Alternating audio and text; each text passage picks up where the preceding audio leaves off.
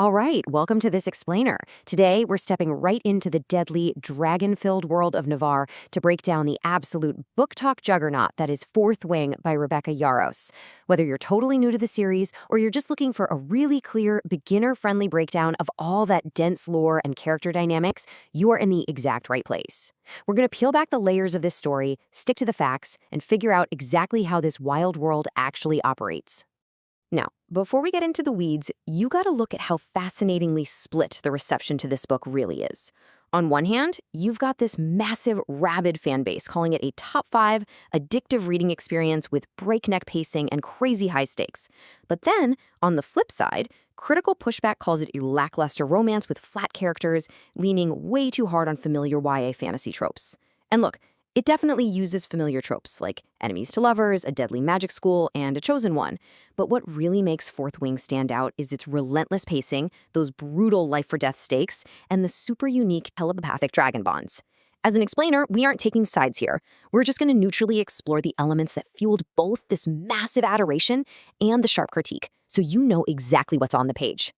Okay, let's take a quick look at our roadmap for today. We're going to cover Welcome to Basgiath, Violet and the Dragons, Enemies, Allies, and Romance, Rebellions and Hidden Truths, and finally, the future of Navarre. Section 1, Welcome to Basgiath, the Deadly War College. This is where our story kicks off, and by the way, author Rebecca Yarros says it's actually pronounced Basgiath. So this college is ruthlessly divided into 4 distinct quadrants.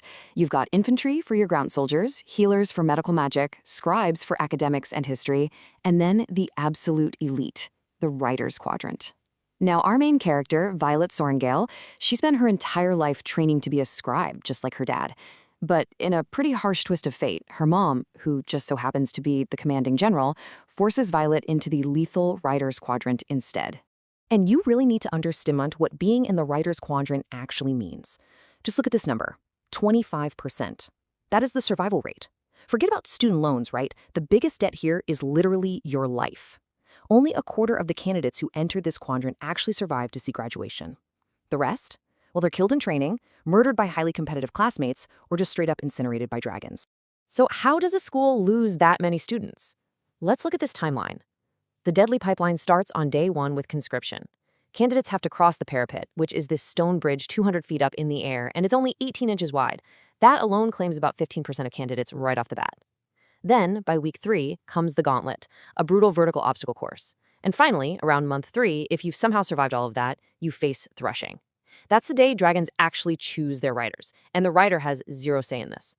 A dragon either bonds with you, ignores you completely, or burns you to ash. Moving on to Section 2, Violet and the Dragons, Brains over Brawn. Let's actually meet our completely unlikely heroine, 20-year-old Violet Sorrengail. Her whole journey is anchored by this one simple daily mantra: I will not die today. She wasn't born a brawny warrior. Because her mother had a fever during pregnancy, Violet was born small and fragile. She deals with chronic pain, fragile bones, and joints that easily dislocate.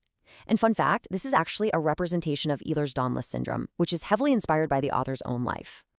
So, because she can't rely on brute strength, in a place where weaker cadets are basically just targeted and killed, Violet has to use her brilliant mind to survive.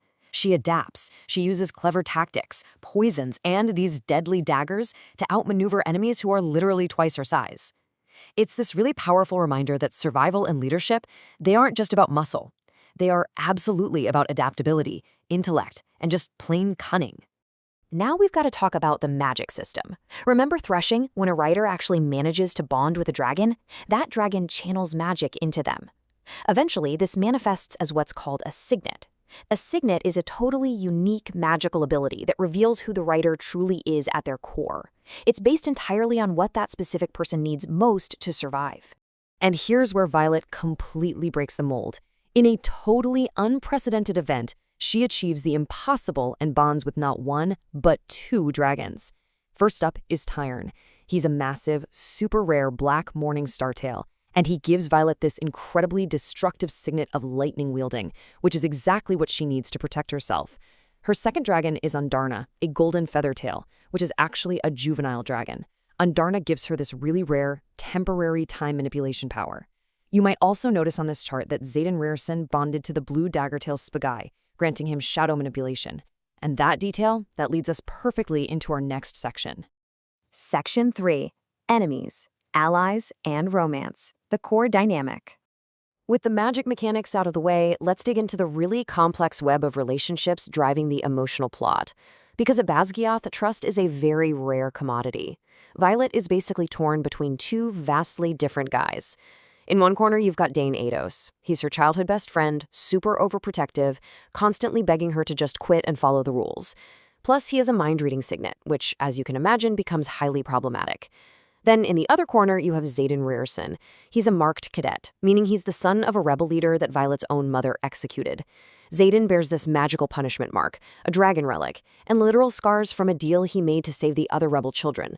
Honestly, by all accounts, Xaden should absolutely want Violet dead. But here is exactly where the romantasy elements kick into overdrive. The tension between Violet and Xaden completely explodes because their dragons, Tyrn and Scale, are a mated pair.